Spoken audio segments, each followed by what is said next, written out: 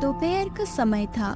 राजा विक्रम क्रोधित अवस्था में अपने महल के बाहर टहल रहा था कि तभी एक सैनिक वहां आकर सर झुकाकर खड़ा हो गया। राजा विक्रम क्रोधित अवस्था में उस सैनिक की ओर देखकर बोला, बोलो, कुछ पता लगा? नहीं महाराज, हमने राजकुमार अशोक को बहुत ढूंढा मगर वह हमें नहीं मिले। अरे आखिर ये राजकुमार अशोक कहाँ जा सकता है? क्या तुमने उसे सही से ढूंढा भी है या नहीं? महाराज, हमने राज्य का वो हर कोना छान मारा जहाँ राजकुमार अशोक जा सकते हैं। तो फिर तुम्हें जंगल में जाकर तलाशना चाहिए। हो सकता है कि राजकुमार अशोक जंगल में शिकार करने के लिए गए हों। बोलो। महाराज, हमने जंगल का भी एक एक छप्पा छान मारा मगर राजकुमार अशोक हमें वहां भी नहीं मिले। सैनिक की बात सुनकर राजा विक्रम गुस्से से पैर पटकता हुआ महल के अंदर अपनी पत्नी के कक्ष में चला गया। अपने पति को इतना क्रोधित देख राजा विक्रम की पत्नी रुक्मणी बोली, क्या बात है, आपके चेहरे पर इतना क्रोध क्यों झलक रहा है? रुक्मणी, तुम्हें अपने बेटे अशोक को समझाना चाहिए। तुम्हें उसे याद दिलाना चाहिए कि वो इस राज्य का आने वाला राजा है। उसकी इस तरह की बेपरवाही राज्य को खतरे में डाल सकती है। आप तो जानते हैं कि अशोक अभी सिर्फ 20 वर्ष का है, धीरे धीरे समझ जाएगा। राजमहल में जन्म लेने वाले लड़के जन्म से ही राजकुमार बन जाते हैं। मुझे ही देखो, मैं केवल 17 वर्ष का था जब मैंने राजगद्दी संभाली थी। इतना बोलकर राजा विक्रम गुस्से से कक्ष से निकल गए। राजकुमार अशोक एक घने वृक्ष के नीचे एक सुंदर लड़की के साथ बैठा हुआ था। सुंदर लड़की राजकुमार अशोक की ओर देखकर बोली, हमारा और तुम्हारा इस तरह से छुप छुप कर मिलना सही नहीं है। अगर गलती से महाराज को इस बारे में पता न गया तो वो मुझे मेरे परिवार सहित खत्म कर देंगे। नहीं चंदा, मैं आज तुम्हारे और अपने विवाह की बात पिताजी से जरूर करूंगा। पागल हो गए हो क्या? तुम्हारे पिता महाराज है, वो एक गरीब लड़की को कभी भी स्वीकार नहीं करेंगे। अपने पिताजी को मनाना मेरा काम है। इतना बोलकर राजकुमार अशोक घोड़े पर बैठकर सीधा अपने महल चला गया। अशोक अपने कक्ष में पहुंचा ही था कि तभी अपने कक्ष में अपने पिता राजा विक्रम को देखकर वो बुरी तरह से चौंक पड़ा। आज तुम्हें मुझे ये बताना ही पड़ेगा राजकुमार कि तुम अचानक से गायब कहाँ हो जाते हो। पिताजी, मैं वैसे भी आज आपसे बात करने वाला था। मैं एक लड़की से प्रेम करता हूँ और उससे विवाह करना चाहता हूँ। ऐसी बात थी तो तुम मुझे पहले बता देते। बताओ, किस राज्य की राजकुमारी से तुम प्रेम करते हो? बोलो पुत्र। अपने पिता की बात सुनकर राजकुमार अशोक डरते हुए अपने पिता की ओर देखते हुए बोला, पिताजी, मैं जिससे प्रेम करता हूँ वो कोई राजकुमारी नहीं बल्कि एक साधारण सी लड़की है, एक गरीब लड़की। यह सुनकर राजा विक्रम का गुस्सा 7वें आसमान पर पहुंच गया। और तुम्हें ऐसा लगता है कि मैं एक साधारण लड़की को बहू के रूप में स्वीकार कर लूंगा? असंभव। पिताजी, मैं विवाह करूंगा तो उसी से करूंगा। तुम बचपन से ही बहुत जिद्दी रहे हो राजकुमार, और मैंने तुम्हारी हर बात मानी भी है, लेकिन ये बात तुम्हारी नहीं मानूंगा। तुम अभी और इसी समय यहां से निकल जाओ और मेरे राज्य और महल में तभी कदम रखना जब तुम उस लड़की का विचार अपने मन से निकालने में सफल हो जाओ। निकल जाओ। अपने पिता की बात सुनकर राजकुमार अशोक क्रोधित होते हुए महल से बाहर निकल गया और क्रोधित अवस्था में जंगल के एक तालाब के किनारे बैठकर अपने आप से बोला, पिताजी अपने आप को समझते क्या हैं? अगर उन्हें लगता है कि मैं चंदा को अपने मन से निकालने में कामयाब हो जाऊंगा तो उन्हें गलत लगता है। हर बार की तरह इस बार भी पिताजी को मेरी बात माननी ही होगी। राजकुमार अशोक ने तक कहा ही था कि तभी झाड़ियों से दो सैनिक निकलकर राजकुमार अशोक के सामने खड़े हो गए।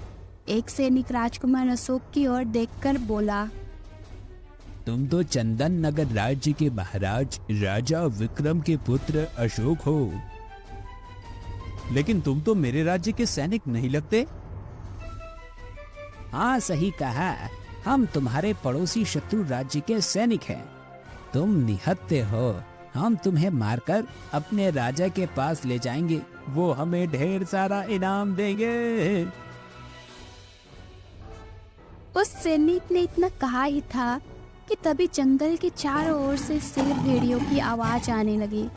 शेर और जंगली भेड़ियों की आवाज सुनकर वो सैनिक डरते हुए दूसरे सैनिक से बोला, लगता है बहुत सारे शेर और भेड़िए हमारी ओर आ रहे हैं। फिलहाल तो हम दोनों को अपनी जान बचानी चाहिए, नहीं तो हम दोनों भी मारे जाएंगे। वो दोनों सैनिक वहां से भाग गए। उन दोनों के भागते ही एक सुंदर युवक एक पेड़ के पीछे से निकलकर राजकुमार अशोक के सामने खड़ा हो गया। राजकुमार उस युवक से बोला, कौन हो तुम? मेरा नाम अर्जुन है। शुक्र मनाओ कि मुझे जानवरों की आवाज निकालना आती थी, नहीं तो वो सैनिक तुम्हें मार देते। अर्जुन की बात सुनकर अशोक बोला, तुमने मेरी जान बचाई है, इस नाते से तुम मेरे दोस्त हुए। मैं एक गरीब हूँ राजकुमार, और तुम महाराज के पुत्र हो, इस राज्य के होने वाले राजा हो। एक राजकुमार और एक गरीब कभी दोस्त नहीं हो सकते। लेकिन मैं तुम्हारी ओर मित्रता का हाथ बढ़ाता हूँ। मेरी मित्रता स्वीकार करके तुम मुझ पर बहुत बड़ा उपकार करोगे। सोच लो राजकुमार, मित्रता करना बड़ी आसान होती है, लेकिन उसे मित्रता की वफादारी निभाना बहुत मुश्किल काम होती है। चिंता मत करो, मैं मित्रता की वफादारी पर खरा उतरूंगा।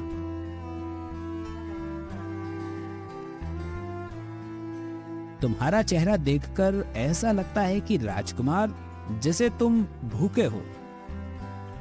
तुमने बिल्कुल सही पहचाना।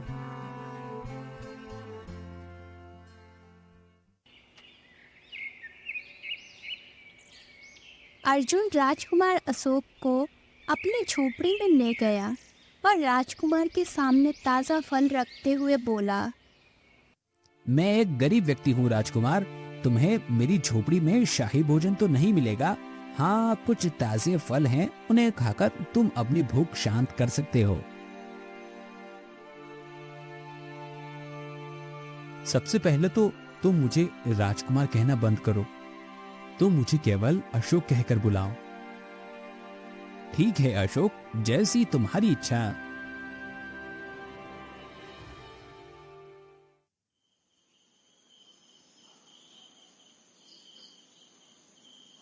राजकुमार अशोक उस रात अर्जुन की झोपड़ी में ही सो गया।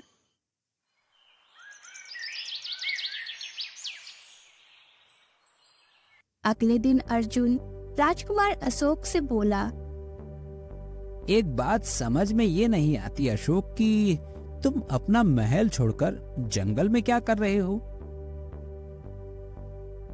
राजकुमार अशोक अर्जुन को सारी घटना बताते हुए बोला, मैं चंदा से प्रेम करता हूँ। मैं तुम्हारी प्रेम की कद्र करता हूँ अशोक, लेकिन तुम्हें अपने पिता की बात माननी चाहिए, क्योंकि माता पिता से बढ़कर इस संसार में कोई प्रेम नहीं होता। और इस बात को मैं समझता हूँ, क्योंकि बचपन से ही मेरे माता पिता मुझे छोड़कर चले गए।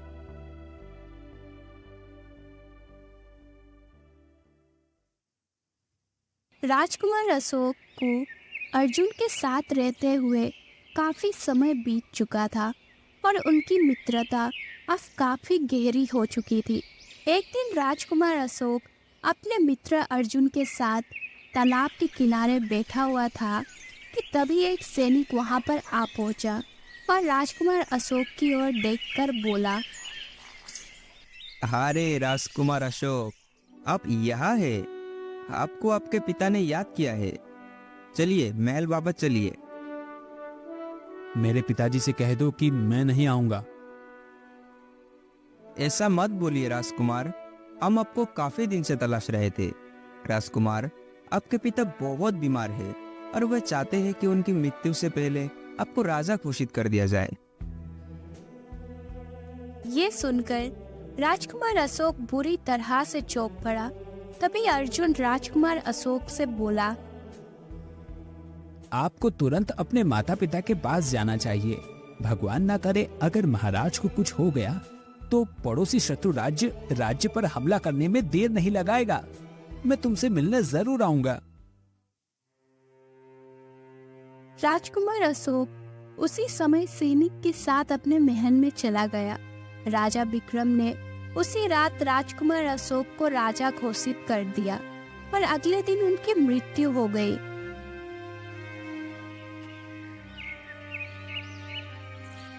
अपने पिता की मृत्यु के बाद राजकुमार अशोक राजा बनकर जीवन व्यतीत करने लगा। एक दिन अशोक की मां रुक्मणी अशोक से बोली, बेटा, अब तुम राजकुमार से राजा बन गए हो। तुम्हारे पिता की अंतिम इच्छा थी कि तुम्हारा विवाह उनके मित्र राजा मानसिंह की पुत्री से करा दिया जाए। अपनी माँ की बात सुनकर अशोक क्रोधित होते हुए अपनी माँ से बोला, माँ, जब पिताजी राजा थे तब अपनी मनमानी करते थे और मुझे उनकी मनमानी सहनी पड़ती थी, परंतु आज मैं राजा हूँ, इसलिए मैं विवाह उसी से करूंगा जिससे मैं प्रेम करता हूँ। बेटा, तुम राजा मानसिंह को नहीं जानते। अगर तुमने किसी दूसरे लड़की से विवाह किया तो वो बहुत बुरा मान जाएंगे, पर इसे वो अपना अपमान समझेंगे। तुम्हारी जान खतरे में पड़ सकती है। ज्यादा से ज्यादा वो क्या करेगा? हमारे राज्य पर हमला करेगा। हमारे सैनिकों ने भी चूड़ियां नहीं पहन रखी है माँ। इतना बोलकर राजकुमार अशोक वहां से चला गया। कुछ दिन बाद अशोक ने चंदा के साथ विवाह कर लिया और चंदा अशोक की पत्नी बनकर रानी की तरह जीवन व्यतीत करने लगी। कुछ महीनों बाद चंदन नगर राज्य में भयंकर सूखा पड़ गया। पूरे राज्य में हाहाकार मच गया। अर्जुन के गांव के वासी सूखे की वजह से भूखे मरने लगे। अर्जुन उदास होकर बैठा हुआ था कि तभी अर्जुन का गांव का बिलिया नाम का एक व्यक्ति अर्जुन के पास आकर बोला, अर्जुन, तुम्हारी तो राजकुमार अशोक से अच्छी खासी मित्रता थी और अब तो वो राजा बन गया है। तुम अपने मित्र के पास सहायता मांगने के लिए क्यों नहीं जाते? तुम सही कह रहे हो बलिया। मुझसे अपने गांव वालों की भूख देखी नहीं जाती। मैं आज ही अशोक के पास जाऊंगा और उससे अपने गांव के लिए अनाज और चावल मांगूंगा।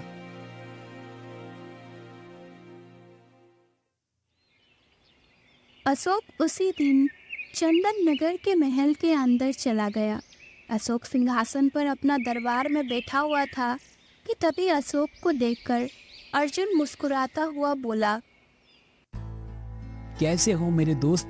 तुम तो ऐसे राजा बने कि तुमने तो पलट के अपने दोस्त से खबर भी नहीं ली। अर्जुन की बात सुनकर दरबार में बैठे सभी लोग आश्चर्य से अर्जुन की ओर देखने लगे। अर्जुन का इस तरह से बात करना अशोक को बिल्कुल भी पसंद नहीं आया। सच तो ये था कि राजा बनने के बाद अशोक के अंदर एक घमंड सा आ गया था। अशोक क्रोधित होते हुए अर्जुन की ओर देखकर बोला, ये तुम क्या बकवास कर रहे हो? तुम्हारी हिम्मत कैसे हुई मुझे दोस्त कहने की? मैं इस राज्य का राजा हूँ और तुम एक गरीब व्यक्ति। एक राजा और एक गरीब कभी दोस्त नहीं होते। अशोक की जुबान से ये सब सुनकर अर्जुन का चेहरा उतर गया। अर्जुन फीकी मुस्कान से अशोक की ओर देखकर बोला, मुझे माफ करना महाराज, शायद मैं कुछ ज्यादा ही बोल गया। आप तो जानते ही हैं कि सूखे की चपेट में सारा राज्य है और इस राज्य में मेरा गांव भी आता है। मेरे गांव के वासियों का भूख से बुरा हाल है। लोग तड़प तड़प कर मर रहे हैं। मुझे कुछ चावल की बोरियां और अनाज चाहिए। सूखा बहुत ही भयंकर पड़ा है। अगर हम ऐसे ही चावल की बोरियां और अनाज बांटते रहें तो फिर महल के अंदर के लोग भी भूखे मरना शुरू हो जाएंगे। इसलिए मैं तुम्हारी कोई मदद नहीं कर सकता। तुम जा सकते हो। अर्जुन उदास होकर वहां से चला गया।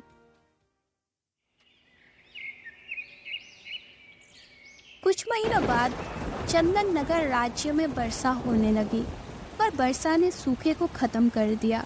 अर्जुन अब उदास रहने लगा था। इधर राजा मान सिंह अपने मंत्री चतुर सिंह से बोला, राजा विक्रम के पुत्र अशोक ने एक आम लड़की से विवाह किया है, जबकि उसके पिता ने मुझे वचन दिया था कि वो मेरी पुत्री को अपने राज्य का बहू बनाएंगे। मैं अशोक को नहीं छोड़ूंगा। महाराज, राजा विक्रम एक बुद्धिमान राजा था और अशोक एक मूर्ख राजा है। आपको अशोक से बदला लेने के लिए खून बहाने की आवश्यकता नहीं है। मैं एक ऐसे तांत्रिक को जानता हूँ जो बैठे बैठे ही अशोक को खत्म कर देगा। अच्छा, और वो कैसे? महाराज, वो काला जादू जानता है। मैंने सुना है कि वो बैठे बैठे किसी भी इंसान के ऊपर इतना खतरनाक काला जादू करता है कि उस व्यक्ति की मृत्यु हो सकती है। अगर हम अशोक के ऊपर काला जादू करवा कर उसे खत्म करते हैं तो ये ज्यादा सही रहेगा। ऐसे आपका बदला भी पूरा हो जाएगा। अशोक के खत्म होते ही आप चंदन नगर राज्य पर हमला कर देना।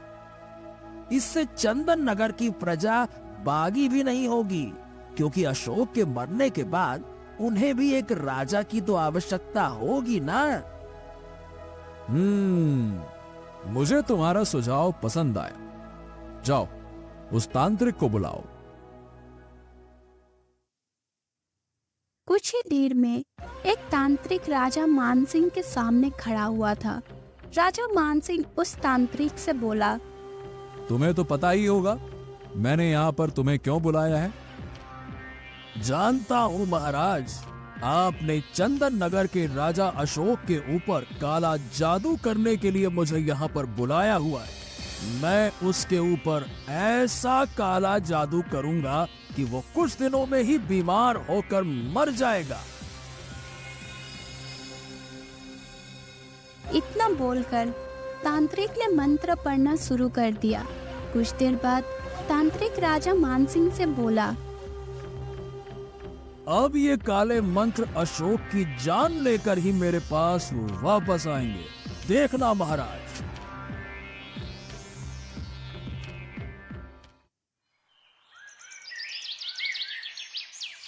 अगले दिन अशोक पूरी तरह से बीमार पड़ गया। अशोक के इलाज के लिए राज्य के कई बड़े बड़े वैद्य बुलाए गए, मगर अशोक सही नहीं हुआ। अशोक की पत्नी और उसकी माँ का रो रो कर बुरा हाल था। अशोक की पत्नी चंदा अपने सास रुक्मणी से बोली, माँ, राज्य के बड़े बड़े वैद्यों ने अपना हाथ खड़ा कर दिया है, अब क्या होगा? चिंता मत कर बहू, मैंने एक साधु महाराज को बुलाया है। मुझे विश्वास है कि वो साधु महाराज अशोक को सही कर देंगे। कुछ ही देर में एक साधु वहां पर आ पहुंचा और अशोक की ओर देखकर रुक्मणी से बोली, महाराज को कोई बीमारी नहीं है, बल्कि इनके ऊपर किसी ने बड़ा ही खतरनाक काला जादू करवाया है। अगर उस काले जादू को खत्म नहीं किया गया तो 2 दिन बाद महाराज की मृत्यु निश्चित है। तो फिर आप कुछ कीजिए साधु महाराज। इनके ऊपर जो काला जादू है, उस काले जादू को मैं एक गुड़िया के रूप में परिवर्तित कर सकता हूँ, मगर उस गुड़िया को महाराज के किसी मित्र को ही जंगल के किसी एक तालाब में फेंकनी होगी। मगर महाराज का कोई भी मित्र उस गुड़िया को तालाब में फेंकेगा तो उस गुड़िया को तालाब में फेंकने के बाद महाराज तो बच जाएंगे, लेकिन गुड़िया को तालाब में फेंकने वाला और महाराज के ऊपर काला जादू करने और कराने वाले उसी समय मौत की आगोश में समा जाएंगे। रुक्मणी ने अशोक के सारे मित्र से विनती की, मगर अशोक की जान बचाने के लिए कोई आगे नहीं आया और ये खबर जंगल की आग की तरह राज्य में फैल गई। अर्जुन अपनी झोपड़ी से बाहर निकला ही था कि तभी बिलिया दौड़ते हुए जाकर अर्जुन को सारी घटना बताते हुए बोला, अर्जुन, तुम्हारे साथ महाराज अशोक ने बहुत गलत किया। उन्हें उनके किए की सजा मिली। 2 दिन बाद उनकी मृत्यु निश्चित है। ये सुनकर अर्जुन दौड़ता हुआ महल के अंदर उस साधु के पास पहुंच गया और बोला, गुड़िया को मैं तालाब में फेंक कर आऊंगा। लेकिन जैसे ही तुम गुड़िया को तालाब में फेंकोगे तुम उसी समय मर जाओगे, और वैसे भी ये काम तुम नहीं कर सकते क्योंकि ये काम तो महाराज अशोक का कोई दोस्त ही कर सकता है। मैं महाराज का दोस्त हूँ। ये बात और है कि अशोक ने अभी तक इस बात को प्रजा के सामने जाहिर नहीं किया। वो मुझे भूल गया, लेकिन मैं अपनी दोस्ती का, वफादारी का कर्ज जरूर चुकाऊंगा।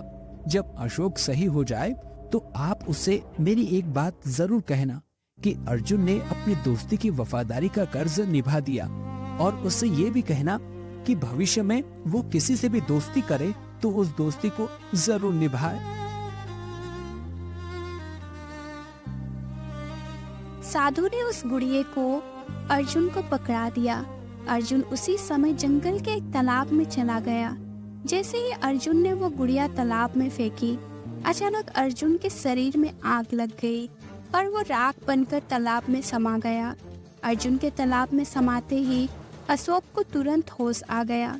अशोक के होश आते ही राजा मानसिंह तांत्रिक सहित मौत की आगोश में समा गए। अशोक साधु से बोला, मुझे क्या हुआ था? साधु अशोक को सारी बात बताते हुए बोला, तुम्हारा दोस्त अर्जुन तुम्हारा सच्चा मित्र निकला। उसने अपनी जान देकर अपनी दोस्ती की वफादारी का कर्ज चुका दिया। ये सुनकर अशोक रोने लगा, मगर अब वो चाहकर भी कुछ नहीं कर सकता था क्योंकि अर्जुन इस दुनिया से जा चुका था। अशोक सारी उम्र अपने दोस्त अर्जुन को याद कर कर पछताता रहा।